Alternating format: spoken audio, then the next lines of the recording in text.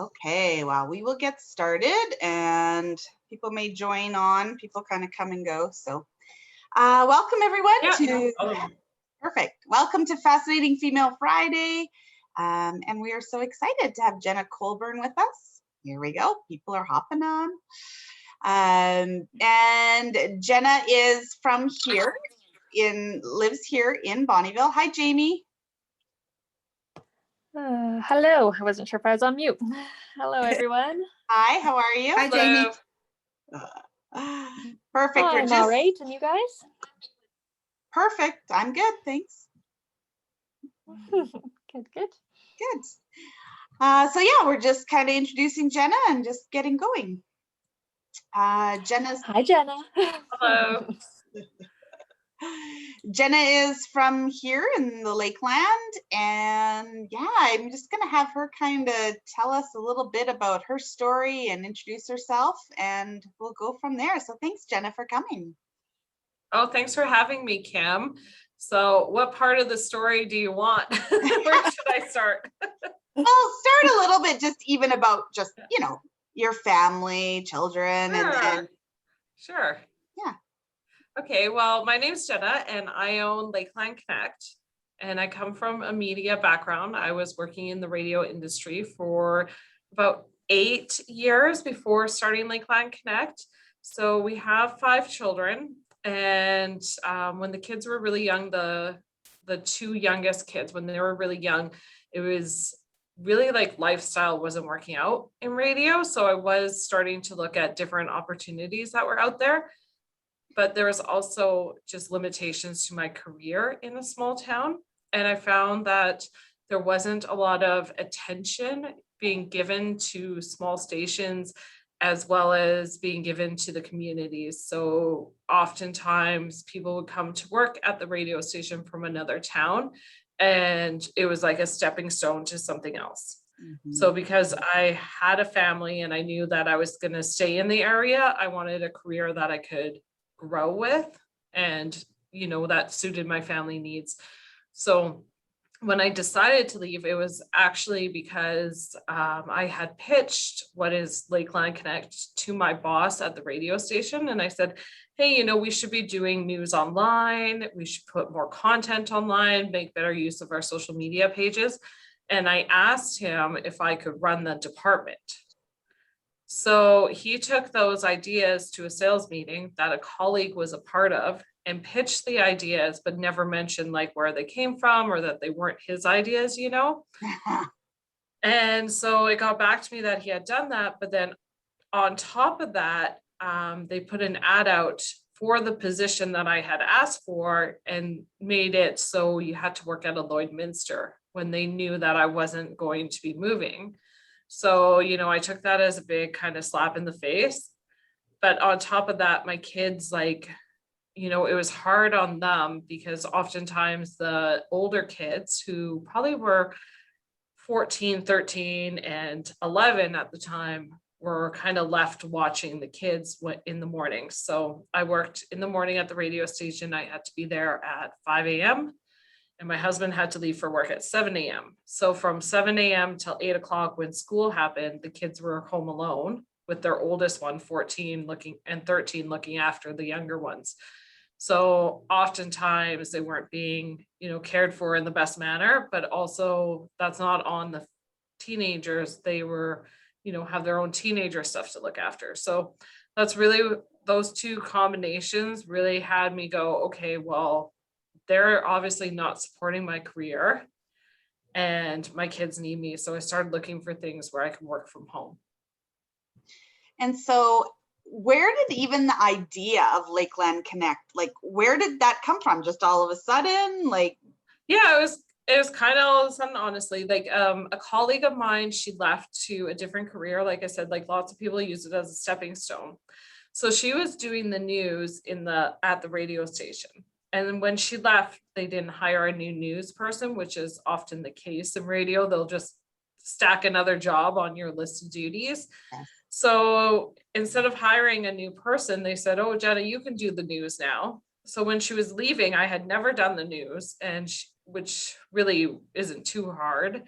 if you're doing media, that is. It's hard if you're not in the world of what's going on. But as she left, she goes, it's going to be tough. There's never any news around here. And she's like, there's nothing ever happens. So within a week, I found out that nothing happens because it's small town news. Like, unless you live in a small town, you don't get that that's news. Right. Yeah. So somebody coming from out of town might not realize that tearing up a street to do construction during the summer is inconveniencing people and maybe putting businesses out, and not writing or reporting on it because they're like, oh, it's just street construction.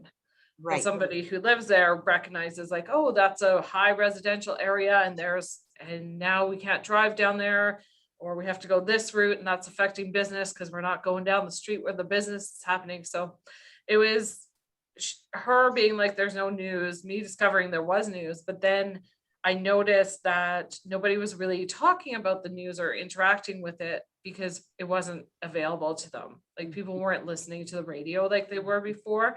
And on top of that, the radio is limited to when news comes out. Yes. So they only do 3 stories a day, and they do it in the morning, and then that's the same news throughout the whole day. So if anything happens, the person who works in radio is done work at noon. So from noon till the next day at 5 a.m., there's nothing being covered in small towns. Right. Yeah. So it had me kind of thinking we need to do things differently. And that's why I pitched it to my boss, who was like, yeah, that is a good idea. We should be doing things online.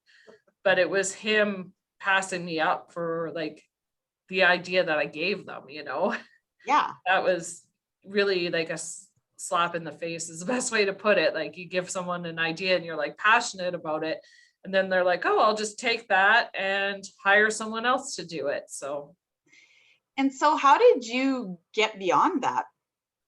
Well, after I heard about the job, I was like, well, how hard could it be to make a website? Yeah.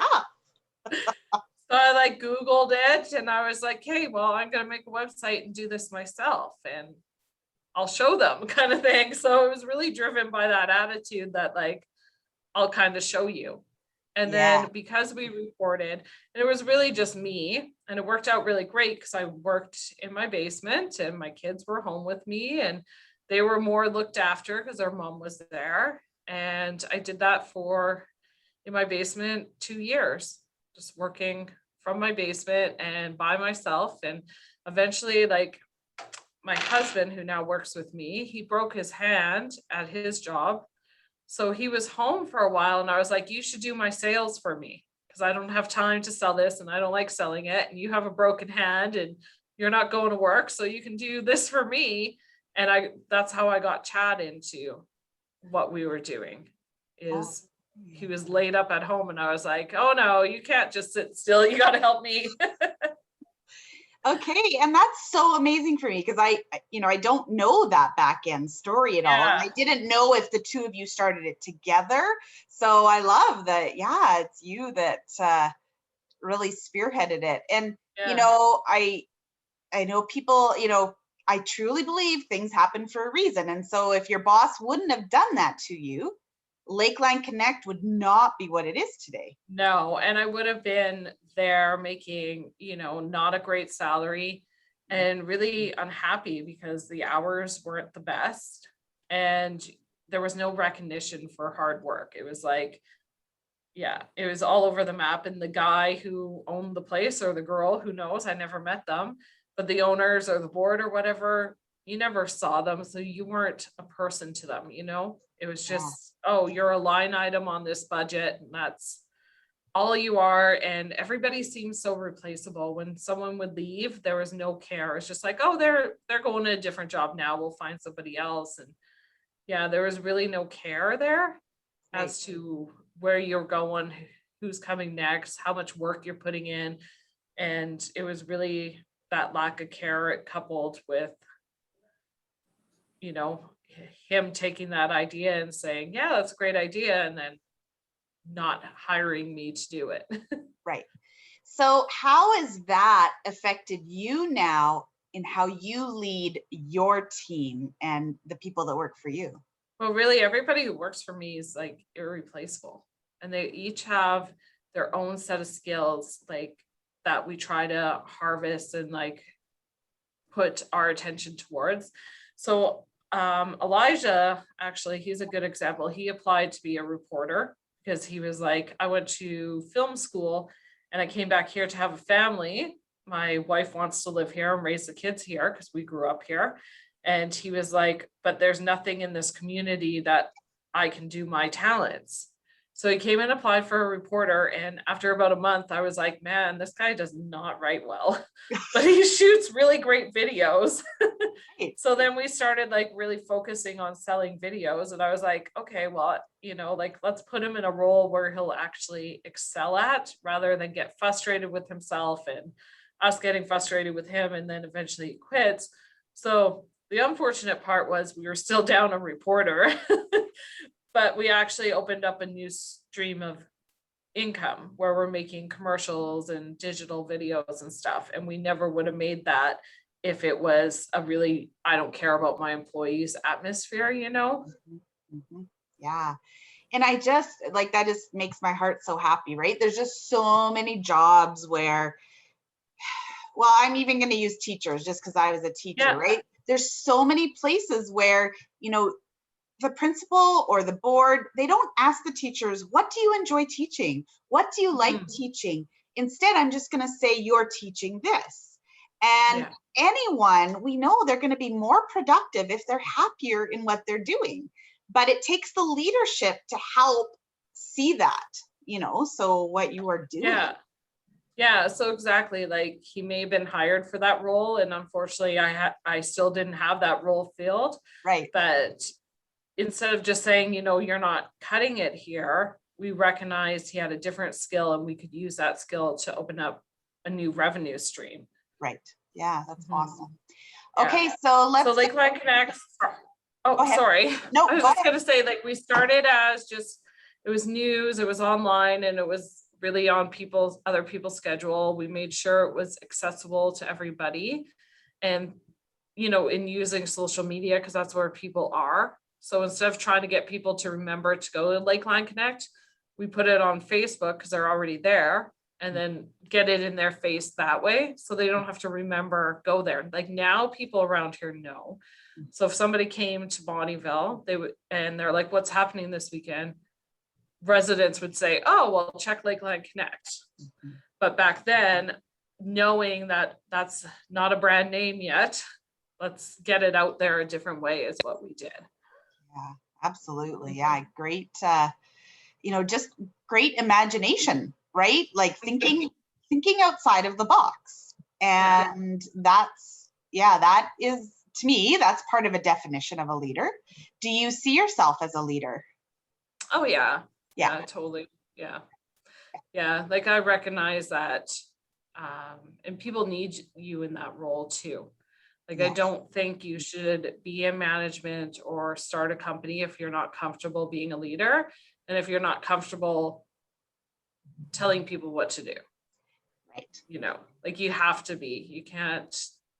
You can't think about feelings a lot of times. Like there's lots of elements where you need to have feelings to make things work. But what I mean by that is if you're scared to tell people your own opinions or your own thoughts, you're not going to excel. But they also need that. People need to be led just as much as to make the company succeed. Otherwise, it's a free for all and it's going to be, it's not going to work. Like, and there's different types of leadership, but people do need that leader at the top who's has the company direction in mind and is able to explain that to everybody else. Right. Absolutely. And so how do you see being a female leader? Have you noticed like any issues or any differences that you see within men in leadership? Yeah, like I'll tell you like one thing. It was because Chad came in like after I had already started.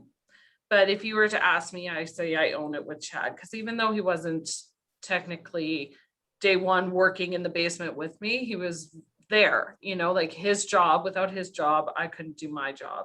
So I consider this owned by both of us and we're both equal in that way. But there was a long time where Chad didn't see it that way, despite me saying that to him, you know what I mean? Like, oh, I think we both own it. And it was tough on him to accept his wife in that role and to accept that somebody needed to do that. So even though we own the company together, and I think other companies might see this as well, where there's more than one person on the documents, you know, more than one owner, more than one boss, there always needs to be like the boss. Yeah. But respect to the other bosses as well, or at least an agreement to display a clear message. So I think he had a lot of struggles, and Chad would tell you that as well, for probably at least 2 years when he first came on board. There was a lot of power struggles and a lot of accepting the fact that people see me as a boss, or him even running things past me or keeping me in the loop, you know.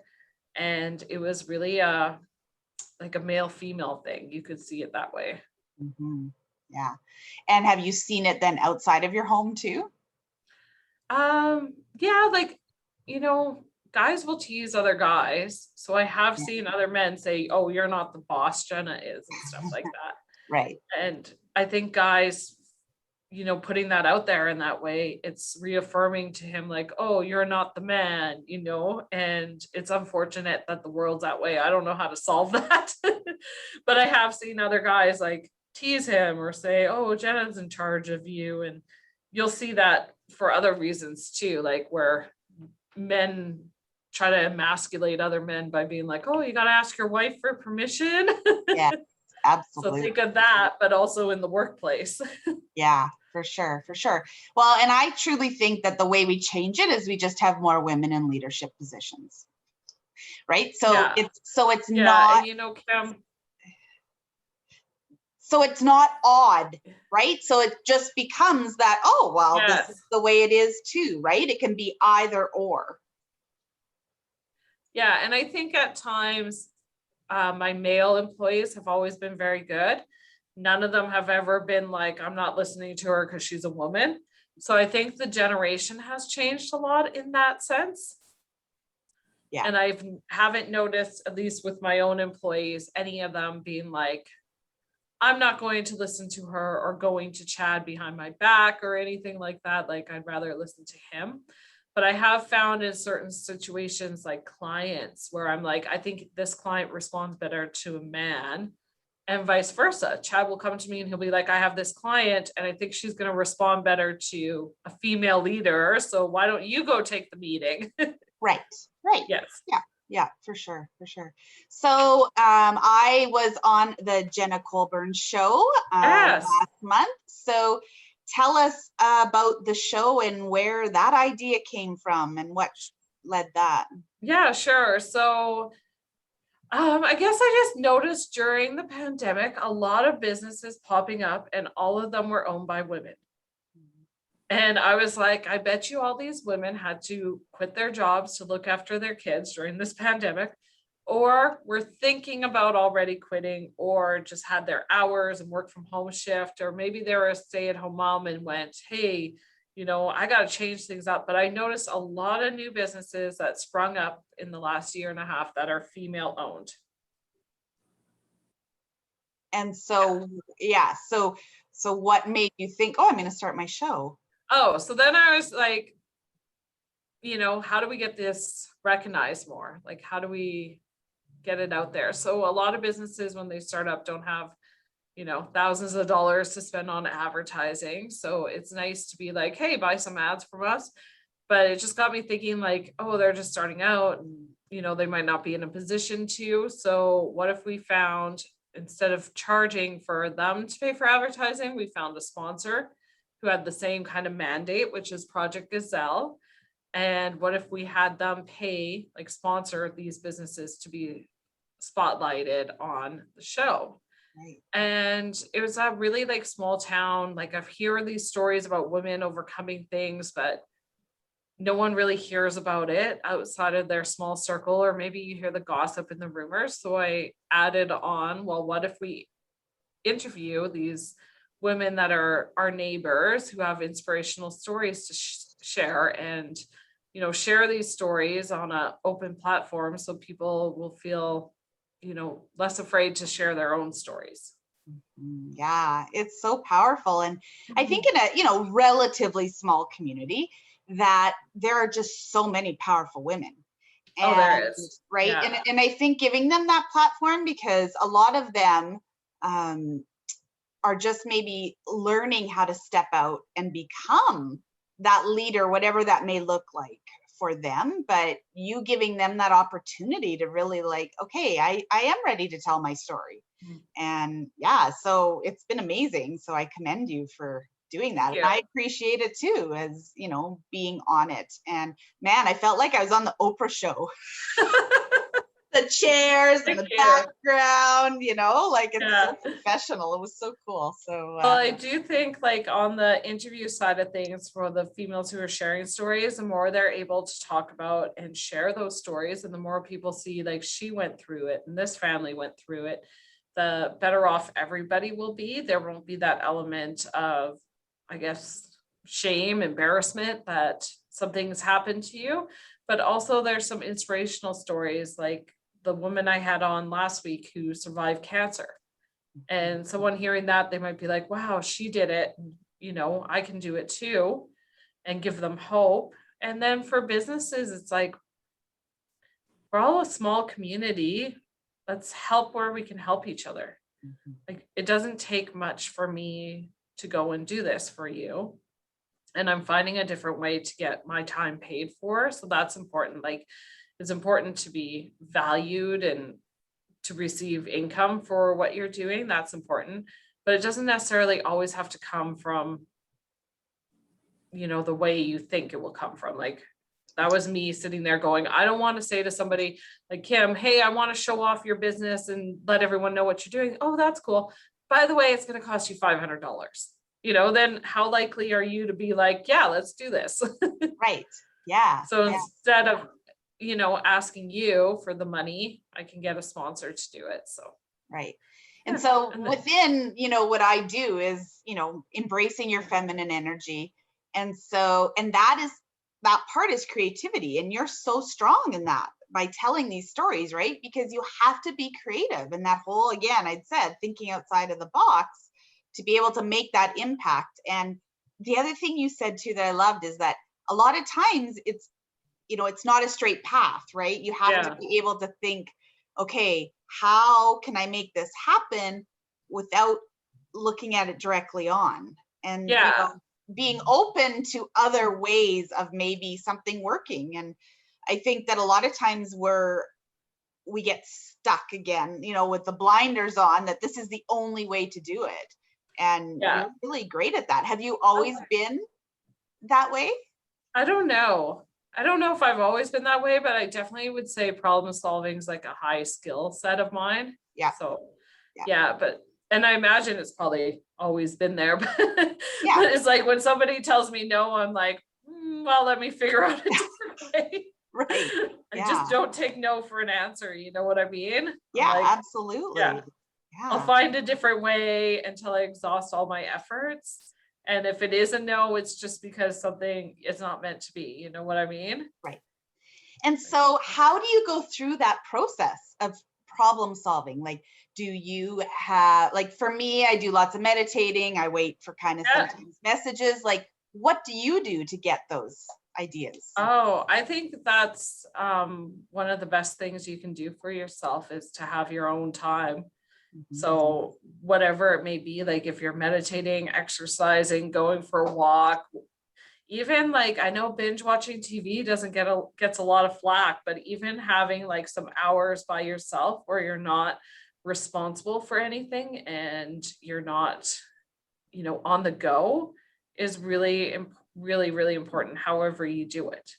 So there's some unhealthy habits, but those I would consider are distractions. But I think with you, meditating, working out really works for me, or just shutting the world off for a couple hours and watching some TV and clearing my mind of, whatever was going on. So you can sit back and go, okay, here's the problem. This is what I want to do. How do we get from A to B? And who do I have in my pocket that I can call on? Right. Yeah. Support, right? Yeah. Yeah. So I think like connections and networking is so important. So important. And you never know when someone's going to need you or you're going to need them. So you really have to just keep your relations like, I guess on the level, you know, like you don't want to burn bridges because you never know when that person, you might need them again. So yeah, I think that's important too. Yeah, for sure. I mean, in any business, community is what will make or break you, right? And, you know, even within here, it's that's a good way of putting it. You know, and I think community is, again, just that reminder of that we need that support, whether we love that person or not. We always need support in our personal life, in our business life, and yeah, learning. And I think that it's just always, again, coming from the heart, right? That, you know, I can still be kind to people and have connections with them, but I don't have to love them. I just make a choice of respect, right? And I think a lot of times people, it's hard for them to do that because they feel that, you know, when we talk about competition with businesses and I have to be better, right? To get rid of that and just, if we support each other, we can both be really, you know, be successful. Yeah. So, I think, yeah, media is very competitive. And I think that's so true. Like it's a scarcity mentality to be like, either they can succeed or I can succeed. It's like you both can succeed. And I don't think you'll succeed if you don't give back. I don't think that's true success. So however you figure out how to do it, whether it's, you know, for a nonprofit, if they approach us, I don't give monetary donations because we don't have the means to, but I'm like, oh, okay, what do you need that I can do? Like I have advertising that doesn't cost me money. So can we work something out there instead? So there's always some ways to give back to your community, but I don't think you'll be successful ever. And you won't feel success and you won't be happy and you won't be satisfied unless you're finding a way to service the community and service others. Yeah, I love it. I love it. That's beautiful. I just wanted to ask what, and this just kind of came up with listening to you, and you know, you're a great speaker, and I know that you took part in Toastmasters, and like, did you have a lot of fears when you guys really started to get going? Like, were there any fears within that? No. Awesome. No. You know what's funny is my auntie was like, the other day, her daughter got married, so we're all reminiscing about childhood and whatnot. And she was like, the one thing I always like know about you is you've always been fearless. And I'm like, yeah, that's true. Like, no, I wasn't afraid to start this business. Like now, for the past year with COVID, I've been really dealing with fears financially, like because, and I think everybody has been, but those fears were never there until this past year. So yes, but I just knew it would work, and I just knew people would want to be a part of it, because I saw a real lack. Like people just didn't care about small towns. And I know some viewers might not be watching from a small town, but the news wasn't being reported on. Since we came around, like our competition has stepped up their game, which is excellent because people have access to information now. And that was truly lacking. People didn't know what was going on with town council, and that's like the government that affects you the most. So you knew what was happening federally, you knew what was happening provincially, but they don't affect you every single day. Town council does. That wasn't being reported on at all. And if it was a week after it happened. So things weren't being, people were very uninformed without, I think, even knowing how uninformed they were. And the community, like the idea of a dance happening and people not knowing about it, and it was a big fundraiser dance, and then nobody shows up, and it's like, it wasn't being advertised. So Lakeline Connect, the word connect wasn't by mistake, you know? Yeah. It was used because we're online and you're connecting, but also to connect the whole Lakeland to information is so powerful. So yeah, I definitely knew that would work. I knew this would work. I have fears today from living in a pandemic where it's one day you're open, the next day you're closed. One day your friend has a business, the next day they don't have a business, and there's fears there, but you know, it's this or something better. So if this doesn't work, something better will work. Oh, I And love you've seen it. And I think everybody, if you're being honest with yourself, you can look back and you're like, I was always taken care of. So why wouldn't I be taken care of now? Like, why would whatever power you believe in, even if it's nothing, why would you all of a sudden not be taken care of if you always been? So this past year has been really hard because that's been challenged. Mm-hmm. And even just watching your friends go through it, or someone you don't know, say their restaurant closed during this time, you're like, well, their restaurant closed, it could happen to me, you know? So that's a hard thing I think we're all going to have to go through for quite some time. Yeah. But no, like starting this business, putting yourself out there, like none of that really brought much fear to me in that sense, or embarrassment or anything, but I've always been okay with public speaking, like right. And standing in front of a crowd and stuff. I've never not been okay with that. Right. That's awesome. Yeah. Mm. So really, and you know, I wrote down a few Jena quotes here. So Yeah.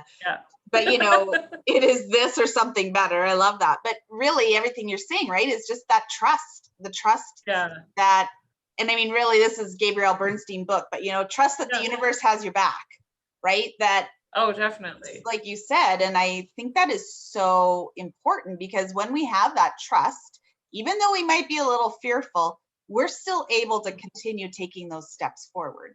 And, you know, and I think, you know, I love that you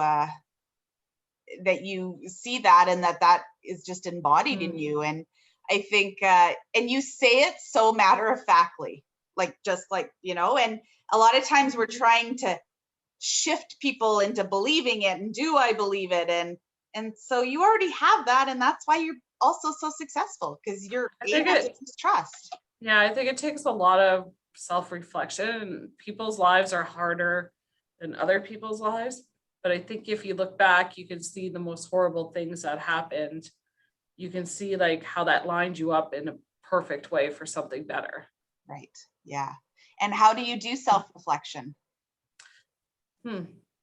Well, I guess like meditation, exercise, walking, even like I really enjoy like taking a bath, honestly, Kim. Yeah. And I just sit there and clear my mind. Yeah. Like anything where you can step outside of your role and get some clarity. And like sometimes it's so much harder. It's like some days you have a really miserable day, you're stressed out, and no matter what you do, you can't get those, you know, that thought circle from getting out of your brain. Yep. And other days it's easier, but yeah, that's awesome. And how do you, you know, for women that are going to be watching this, how do you embrace you for Jena as Jena? Well, who else are you going to be? This is a funny story. So when I was about 14, I was in this competition to be like, it was called the Carnival Queen. It was like a figure skating competition in Vermilion. And part of it was public speaking, and you had to put your hand in like a fishbowl and pull out a thing. And it was like, who would you be if you couldn't be yourself? And I didn't answer the question. And I just did a minute talk on why you should just be yourself. And I was like, why would I want to be someone else? This question is dumb, kind of thing. I love that. I was like, I don't like your question. Like, if your answer is, it's figure skating. So if your answer is like, I want to be Kurt Browning, why don't you just go be as successful as him and be yourself? But so it was really funny. I just remember it, and I think everybody's face was like, what is this girl doing? That's not the question. Oh yeah, that's fantastic. Just go and be as successful as that person you think you want to be. And yeah, that's a great way And to then you're end. that person. I love it. Oh my goodness. But Oh, yeah, also you probably know this because I imagine you like Oprah. I just feel like everybody likes Oprah. Yeah. But she once said of her own career, she used to try to be Barbara Walters. And it wasn't until she stopped trying to imitate Barbara Walters that she actually got successful. So she would do everything and try to talk and stand and like copy her mannerisms, you know? And it wasn't until she was like, no, I'm Oprah, not Barbara Walters, that she actually became successful. So that's another good example. That's a great example. I love that. And I really find even in my own business that, you know, at the beginning, I would always, you know, how should I talk to corporate ladies? How should I talk to working women? And I'm not going to share. I'd had coaches tell me, don't say anything about spiritual, don't say any, but I'm like, but that's what I am. And that's what I teach, you know, feminine energy is woo woo and don't do it. And so I didn't for a while and I wasn't getting the clients I wanted, right? And until you shift and be like, okay, I'm just going to do my own stuff. And then you start getting these amazing clients because that's who I am. So, yeah. Oh my goodness. Want to talk to a real person. Right? Totally. I am so grateful for you spending this time with us. Of course. Yeah, I loved your, I love your process. I love your no nonsense of like, let's just do this shit and move forward. And yeah, you are a great role model for female leaders.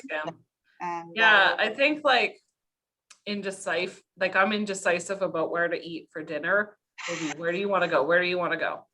But I do feel like if you're sitting here and you're watching this right now and you're like, should I follow my passions or should I follow the safety? This is your sign that you should just follow your passions, okay? Because there's so many benefits behind it, but the biggest benefit is just bringing like the purpose of your life coming to life for you. So if you have that passion and it's in you, whatever that is, it's there for a reason.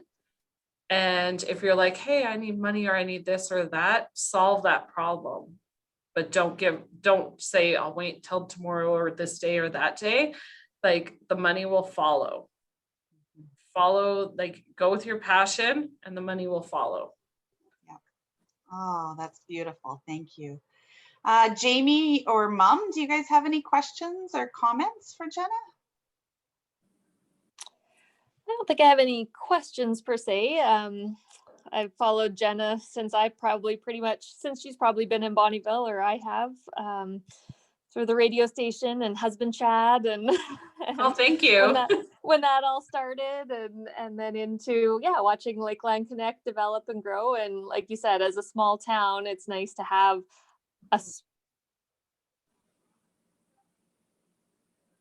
we lost you, Jamie. Yeah, but thank you, to kind of go look for local news that is new, but that is the life we're living. So growth and everything. So so it was great to listen to kind of how it all started. I didn't know some of that part of the story. Well, thank you, Jamie. That's awesome.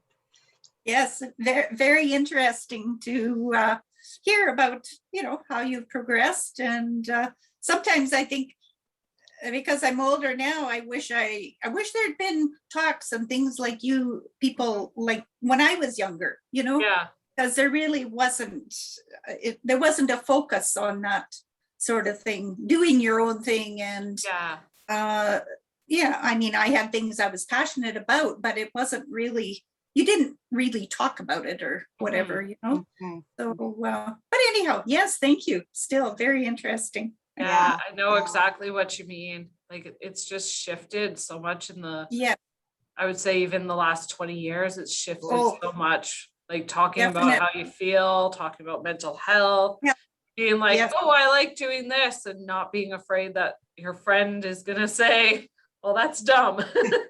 Yeah, exactly. Yeah, for sure. Yeah.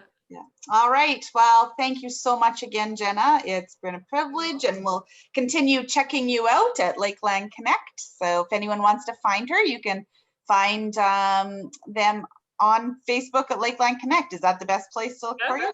Yeah, for sure. Perfect. All right, everyone, have an amazing weekend. And again, I'm so appreciative. Thanks, Kim. Okay, take care, everyone. Have a great weekend. Bye. Bye-bye. Bye-bye.